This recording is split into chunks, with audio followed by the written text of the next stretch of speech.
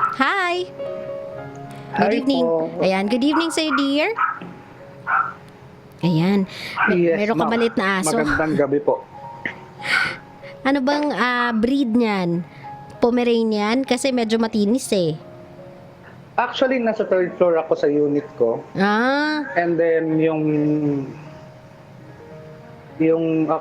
aso nasa ground floor. ayun taray. Oo. Ang tinis. Siya yung maingay. Breed niyang asong Oo. yan? Tapos, Ang lahi? hindi ko po alam. Sir, hindi ko pa nakita. Ay, hindi mo pa nakita. O sige, Asus. Ayan na lang natin yung aso na yan. Mag-usap na tayong dalawa. Ano bang dahilan ni Asus at napatawag sa usapang LDR? Kwentuhan mo na ako, love.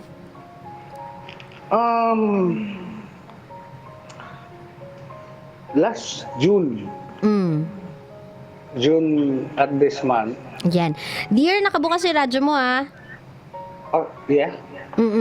Sabi ko sa Malakas iyo. ba yung feedback? Yes. Sorry. Nag-echo ka na. Yan. Eh, Okay na po.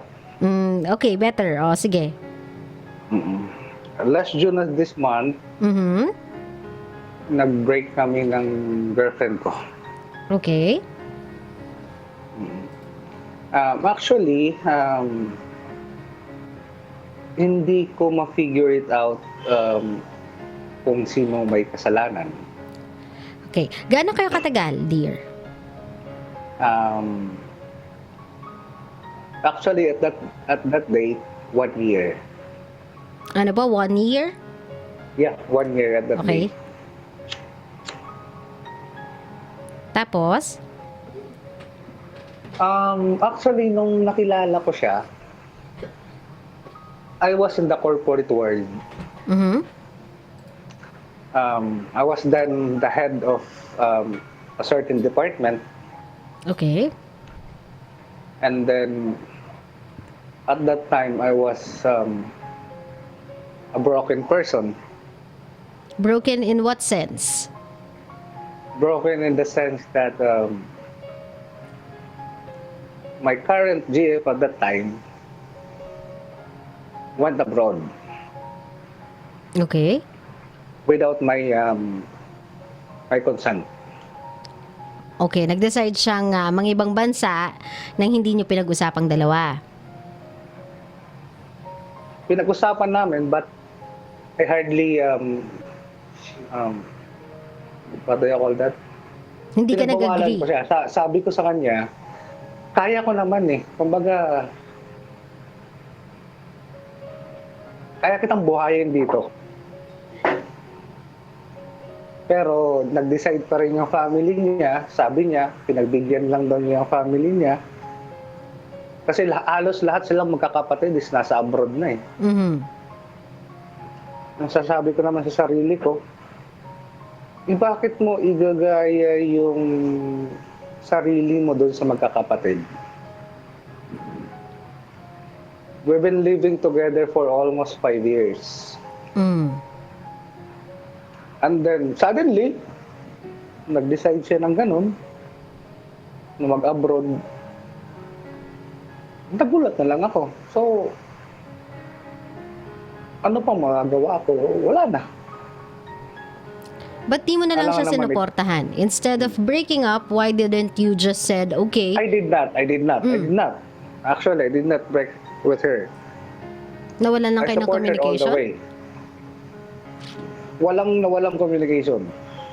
What happened? The communication is constant. Mm. The communication is nasa kanya lahat. We do Skype, we do Messenger, we do everything na all is possible in the net. Okay. And then, alam mo yung feeling na mag-isa ka lang sa bahay mo na wala kang magawa. Kailangan mo ng companion. After 1 year of losing my father, na wala kang magawa. Sabi mo may Gusto work mo ka. nang makasama. Sabi mo may work ka. Tapos, yeah, I have a work. So meron ka pa rin nagagawa. Nagagawa, I cannot focus. I need somebody when I am already tired after work. So Oh my you're God. dependent. Dependent When I ka sa got kanya. home. Gusto mo, for your own needs, gusto mo andyan siya. Yun nga lang kasi she went after her career or she went after what her family wants for her. She abide. possible? She abide yung wishes ng pamilya niya, and because she is still, and yet your girlfriend, hindi pa naman asawa, kahit papaano, dominant yung opinion or medyo mas may advantage yung opinion ng pamilya niya over her. Sorry, ma'am, but at our age, isn't it possible that is it dominant for our age at this time? Hindi, kuya, ganito, Really, no? really? Oo, ganito, kuya. Naiintindihan ko yung gusto mong sabihin kasi. Kaya lang kasi, you cannot depend on someone for your own happiness. Kumbaga, kung nandun na siya sa ibang bansa, sabi mo naman, possible naman lahat ng form of communication sa inyo, Skype, WeChat, Messenger, whatever it is, na magiging posible yung communication ninyo, posible naman eh. Kumbaga, nagagawa naman ninyong dalawa eh. But for you to tell her na nabubore lang kasi ako or nalulungkot lang kasi ako dito na kapag uwi ko, walang taong naghihintay sa akin or walang nandito para sa akin. That's kind of selfish, kuya, kasi that's for your own need eh. Yung pagkakasabi mo nga sa kanya na kaya naman kitang buhayin, it's as if you are telling her na you don't have to go after your own career. I can do everything for you. You just have to stay here just because I want you to be here because I need you here. Kung naririnig mo yung sarili mo, it's kinda selfish when you say it. Na bahala na yung happiness mo, bahala na yung dreams mo, basta gusto ko andito ka kasi nalulungkot ako. Ganun yung dating niya. That's what I want you to understand. That's how you sound. You are not talking as if you need her because you love her, you want her here because you love her, you want her here because you need her here. No. That's what And, you sounded like. That's how you sounded like. I'm sorry to disagree. Ang sa akin lang is, dapat pinaglaban niya ako sa pamilya niya. Kuya, the fact na you are still in a relationship with her, regardless if it's near or far, pinaglaban ka niya, kuya. Kasi kung hindi, nakipag-iwalay na yan. Hindi. So Hindi sige, niya ako let's pass pinaglaban. through kasi yan pa yung ex mo pa eh. Ex mo pa to eh. Before pa itong ex na pag-uusapan natin, yan pa yung ex mo before eh. So basically, kuya, ang natutunugan ko sa'yo, you want your opinion to be right. So punta na tayo dun sa next relationship. Baka medyo mirrored to ng last time. O, go. At that time, I was so depressed. At that time, I was so alone. So, I met that girl. And then, I tried to connect to her. And then, eventually, to make the story short, naging kami. Nang wala na kayo nung isa. No. So, Kami pa rin. so nagkaroon ka ng affair. Yeah. Okay. Affair ba matatawag doon? Or Kuya, wag mo yung sugarcoat. Alam mo na nga nagkamali ka eh, di ba? Parang proud na proud ka pa. Parang kasalanan niya pa na naghanap ka ng iba. Kasi di mo kaya mag-isa. So wag mo nang i-sugarcoat. Don't be too intelligent with me kasi alam mong may pagkakamali ka. yeah, I know. Oo, stop being too intelligent with me or talking smart to me kasi alam mong nagkamali ka and there's nothing smart about it. So Malinaw next, magmahal. next. Ay kuya, don't give me that shit. Malibang magmahal, meron kang jowa sa ibang bansa, tapos meron kang isang tao na nakilala, naging companionship to con your own term. Companionship yun sa'yo kasi di mo kaya mag-isa, nalulungkot ka. Tapos sabihin mo sa akin, malibang magmahal. Yan din sinabi mo dun sa una eh. Yan din sasabihin mo sa pangalawa, mahal kita. So ganyan ba nagmamahal? Kapag malayo sa'yo, kapag nalulungkot ka, hanap ka ng iba, mahal mo din? Ilang tao kayo mo mahalin? O second na, doon na tayo sa second. Si kuya, Okay. parang tama lang sa'yo magkaroon ng iba. Nakakaloka. O game. Ano yung tanong mo sa second? No, you're telling a story, kuya. Ano ba? Okay. Naging kami, and then 1 year. Masaya naman. And then, nalaman niya na parang tinatago ko siya.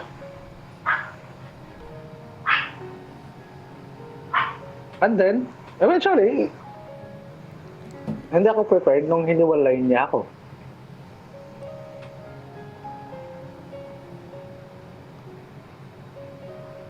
And then,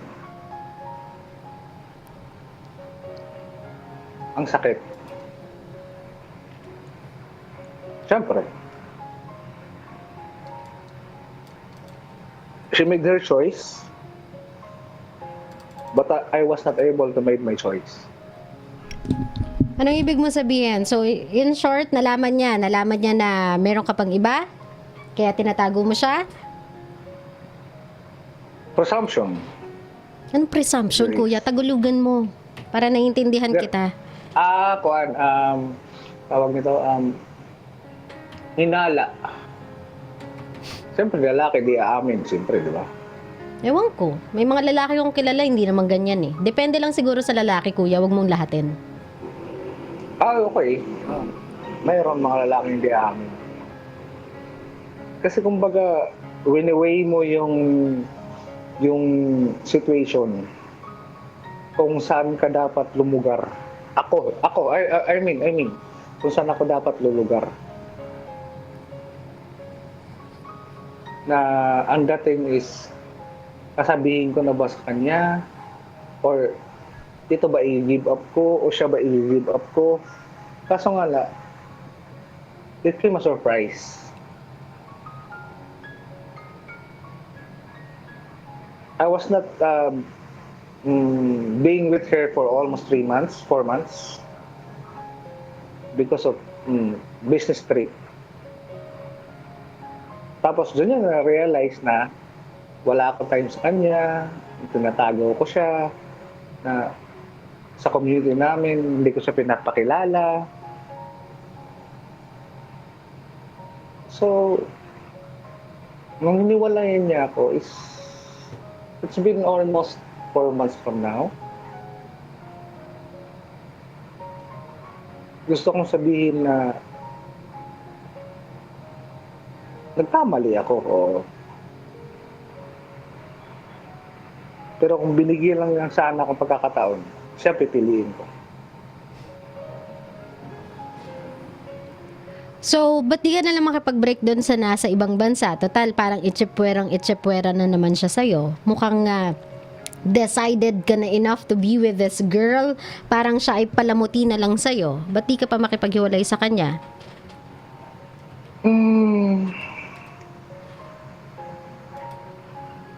Hindi ko rin alam eh. Hindi kasi kaya ayaw mo hindi kaya kasi ayaw mo mabakante? Sort of. You don't go sort of with me, kuya. You go straight with me. You be honest with me. If it's the brutal truth, I can take it. Do not Yeah, give I me understand. half-half. So ayaw mo bakante. Gusto mo nang may reserba. At dahil iniwan ka nung isa, still, hindi ka pa rin single. Technically, you Precisely. are still committed to someone if you even know kung ano yung ibig sabihin ng commitment. So, Yeah, precisely. ngayon, ang pinoproblema mo ay ano?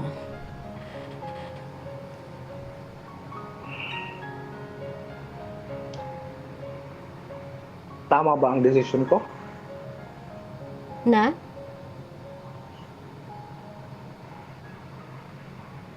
Na siya? Kaysa dun sa actual?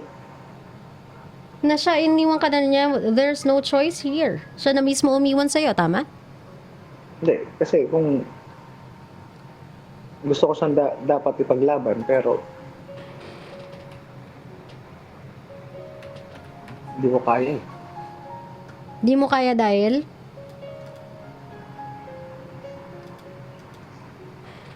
Ba't ang bilis na mag-give up?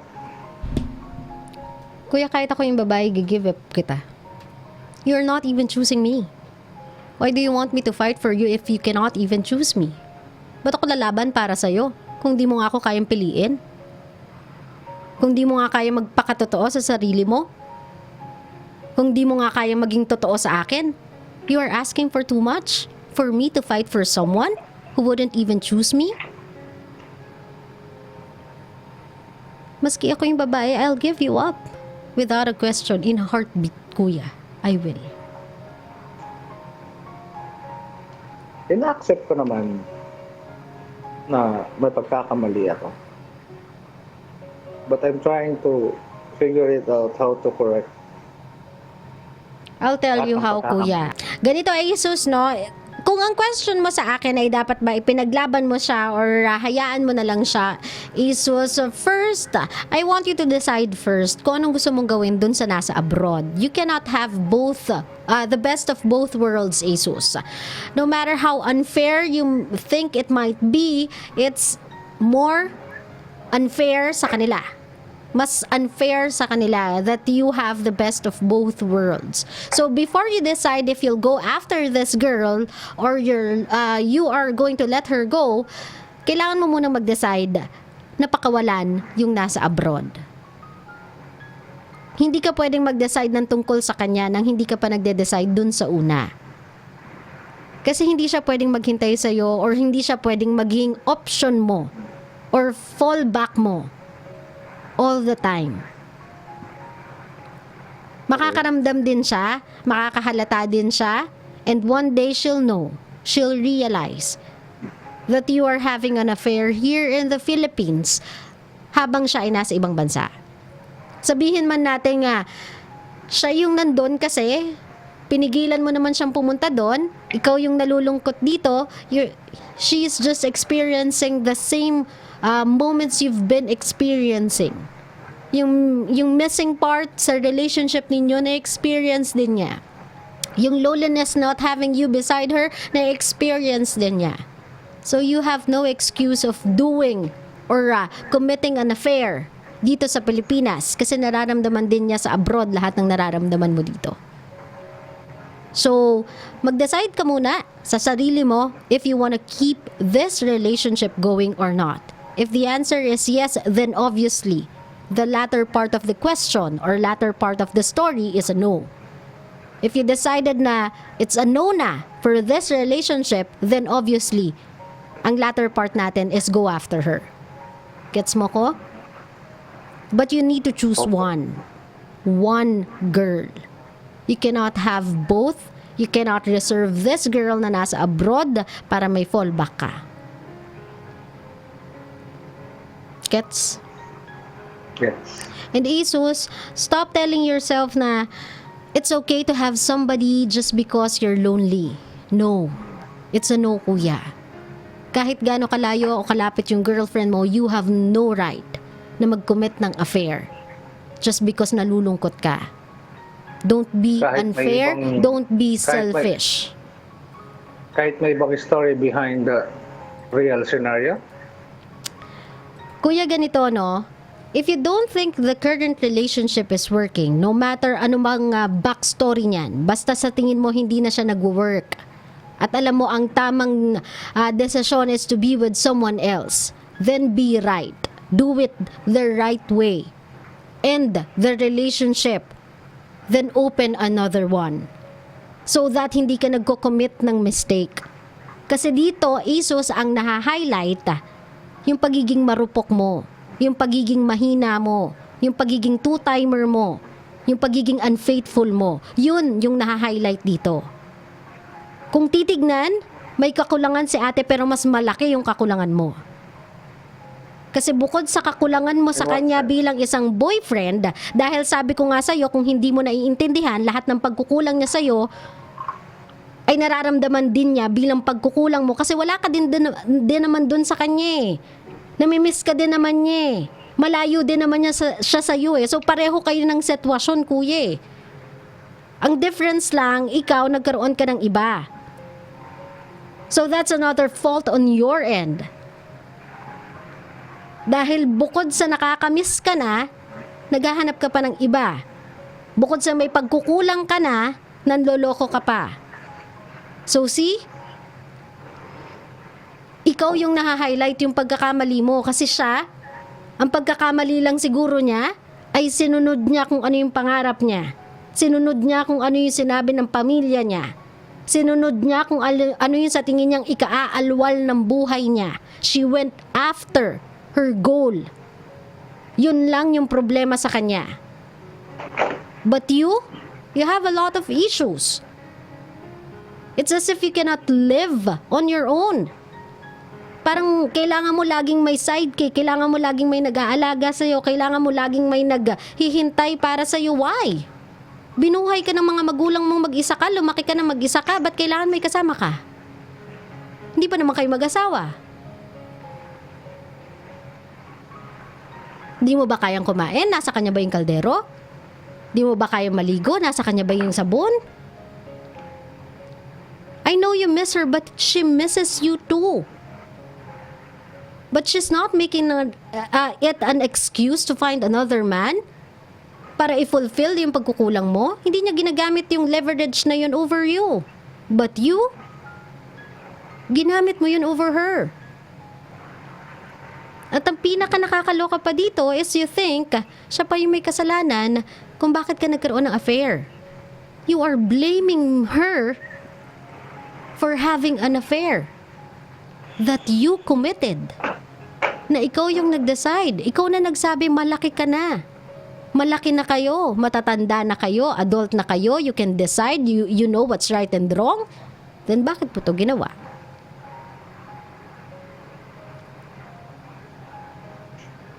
Gets mo ko? So kung gusto mo magstay sa isang relationship, kuya, yung relationship na yun ay yung bagong relationship, you have to end the present relationship. Kailangan mo matutong sumugal. You take the risk if you think that this girl ay worth taking the risk for. You do it. I-grab mo yung opportunity. Sumugal ka nang walang takot. End mo yung relationship na meron ka kasi you don't think it's working anymore for you. But I'm telling you, kuya, may mga times na maghiwalay din kayo. May mga times na alis din siya. May mga times na magkakalayo kayong dalawa. Kung ganyan yung reasoning mo, yan yung perspective mo, yan yung tingin mo sa relationship, sa pagmamahal, then kuya, uulit at uulit lang to. You trying to fulfill yung mga pagkukulang sa'yo through another person. Hahanap ka ng ibang pupuno ng pagkukulang nila, which is wrong. Wrong, wrong, wrong. In all aspects, wrong. Hindi ko siya ma-emphasize even more than that. Mali kasi siya, kuya. Cheating. It's not an excuse. It's a choice. You make. You made. So, hindi mo siya pwedeng i-blame for it. Nakukuha mo? Yes, ma'am. So, kuya, before you go after this girl, i-break mo muna yung present. Ready ka na ba? Hiwalayan yung present mo? No? Then you won't go after the second one. Tama? Yeah. Ngayon, Precisely. kung magsistick ka with your present girlfriend, the question is why? Anong sagot mo?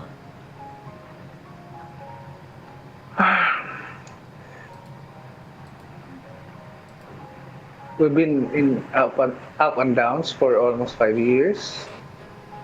Actually, 6 years. And then, the present girl, hindi ko siya nakita na, siguro, I'm just conclusive enough. I don't want to be conclusive. Na hindi siya nag-hold on for something that gusto ko siyang maintindihan niya kung kailan ako dapat i-give up yung isa bago ko siya ipuntahan. Which is I'm wrong, I admit. The second one is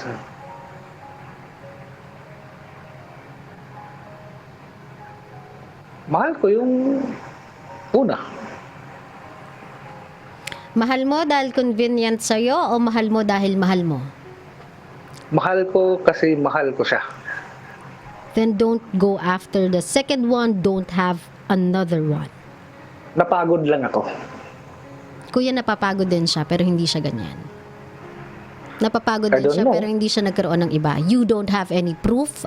Huwag mong ibato sa kanya yung kasalanan ginawa mo. Stop being like that. Stop thinking like that. Huwag mong isisi sa iba yung pagkakamaling iyo. Try to own up to your mistake. We've been here for more than an hour, kuya. And still you are not Mistake ba? owning into everything. You're making everything an excuse na parang ikaw pa yung biktima. Mistake ba ang mangarap na dito lang mamuhay sa Pilipinas?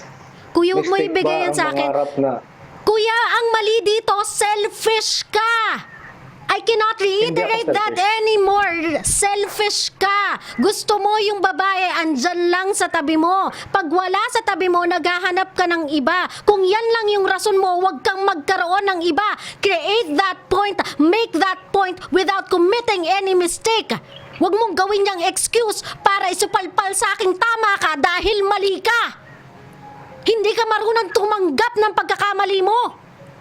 okay, granting without admitting for the sake of argument.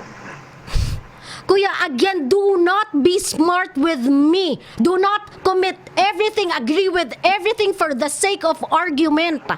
What's wrong with you is feeling mo kasi sobrang talino mo na kailangan lahat ng tao sumusunod sa'yo. Nakadepende sa kung anong gusto mo. Nakadepende sa kung ano ang hindi makakasakit sa'yo. Well, kuya, welcome to the real world na in a relationship, kailangan mong mag-compromise. Kung hindi ka ready mag-compromise, huwag kang pumasok sa commitment. Is that it?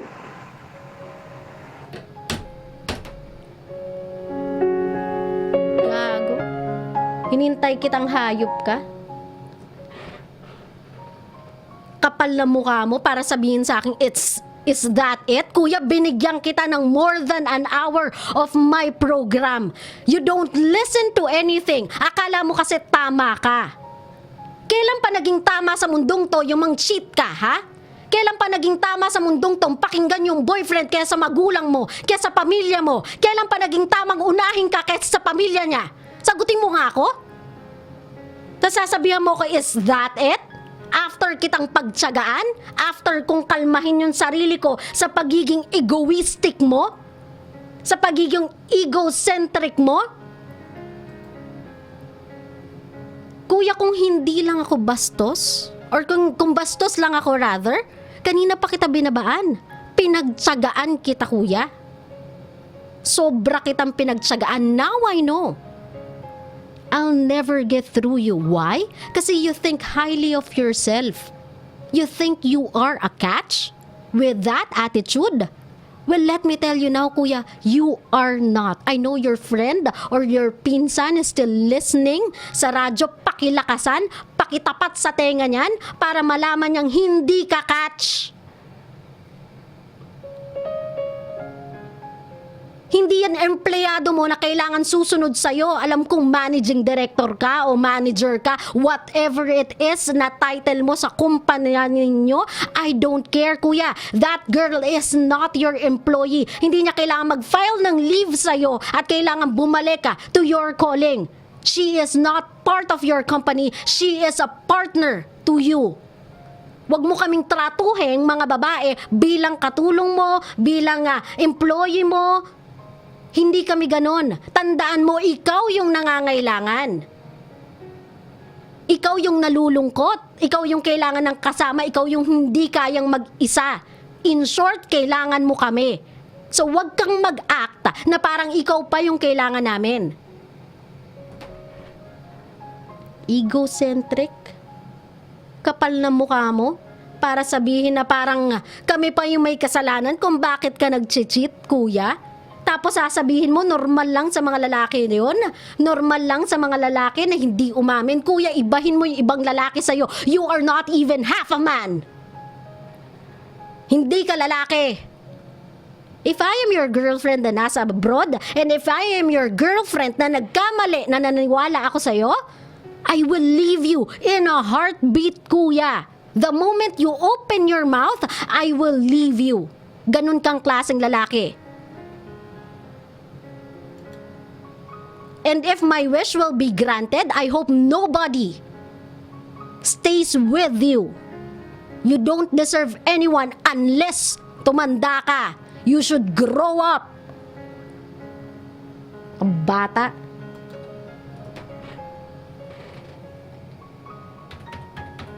Sa mga kabisyo natin, I just have to drop the call from an egocentric man, isang lalaking masyadong righteous, all-knowing, isang lalaking hindi marunong tumanggap ng pagkakamali, isang lalaking thinks highly of himself, na tipong para siyang dinaig niya si Richard Gere na kahit matanda, yummy, George Clooney na kahit matanda, macho, yummy, kuya, wala ka pa sa half nila, wala ka sa kalingkingan nila, niwala ka sa 1/8, please. Yeah, that was a call. Ay nako, sa mga kabisyo natin, siguro what's wrong with kuya is hindi talaga siya marunong magmahal. Akala niya pag nagmahal ka, kung ano yung convenient para sa'yo, kung ano yung advantageous sa side mo, kung saan ka magbe-benefit, yun ang love. Akala niya siguro sa pagmamahal, all happiness, alam mo yun, romantic lagi kang naalagaan, lagi kang naaaruga, lahat ng needs mo, nakukuha mo, lahat ng needs mo, nasusupply niya, siguro ganun ang definition mo ng pagmamahal. Well, I'm telling you, you're wrong. If ganyan ka mag-isip, you have never loved. Ever in your life. Love is not just about feeling good in a relationship. It's when you feel bad and yet you keep on holding on. That's love. Yun yung pagmamahal. Malayo, malapit, magsistay ka with that someone kasi mahal mo siya. Magsistay ka with that someone kasi alam mong siya yung kukumpleto ng buhay mo. Na yung gagawin niya para sa'yo ay hindi kayang punan ng ibang tao. Yun ang pagmamahal. If you haven't experienced that yet, then you haven't experienced love yet. Pag nagmamahal ka ng totoo, hindi ka hahanap ng iba. Ni hindi ka nga makakakita ng iba. You won't even find someone half as good as the person you are with. Kapag nagmamahal ka, nobody is better than the person you are with. Yun ang pagmamahal. At kapag nagkamali ka sa kanya, you feel sorry. You do not justify. You don't make excuses. You feel sorry about what you did and that's about it. Wala nang but, walang ifs, walang maybe. You just feel sorry. Kasi nga nagmamahal ka eh. Kung totoo kang nagmamahal sa mata mo, wala nang hihigit pa sa kasama mo, wala nang mas sexy pa, wala nang mas gaganda pa, wala nang mas maalaga sa kanya, siya na yun. Lahat ng pagkukulang niya walang makakapuno kasi nga siya yung mahal mo. Yun yung totoong pagmamahal. If you haven't experienced that yet, ayan ang resulta. Loving is not just about having someone to be with you, not having someone to care for you, having someone na tutulong sa'yo, magpapasaya sa'yo, mag-entertain sa'yo, makikipag-date sa'yo, mag-aalaga sa'yo, maghahanda ng pagkain mo, magpaplansya para sa'yo. That's not just love. Hindi yun ang definition ng love, kuya. It's more than that. It's about being miles apart from the person you love and yet siya pa rin yung nakikita mo when you saw something sa stand ng cake, flavor na alam mong magugustuhan niya, top of your mind, gusto niya to. Pag may narinig kang music, love song, automatic siya yung nasa top ng utak mo. Kapag may nakita kang bus na alam mong nasakyan nyo dati, siya agad yung naiisip mo, that is love. Hindi the moment na mawala yung mahal mo sa paningin mo, hahanap ka ng iba na pupuno ng pagkukulang niya tapos isisisi mo pa sa kanya? Sasabihin mo kasalanan niya? Kasi hindi niya ako pinaglaban? Eh kung ganyan yung mentalidad mo, bakit hindi ka bumitaw? 'Di ba? Feeling mo tama ka eh. Feeling mo ikaw yung nasa right side. Feeling mo kaya mo. O ba't di ka bumitaw? Kasi you know you can't. So stop being so righteous. Stop being so selfish. Stop being so unfair. Stop thinking highly of yourself. Love is about compromise. Love is about sticking to each other no matter the circumstances are. Love is choosing each other over and over and over again kahit marami pang dumadating at humihilera sa harapan mo. Love is giving your heart to only one.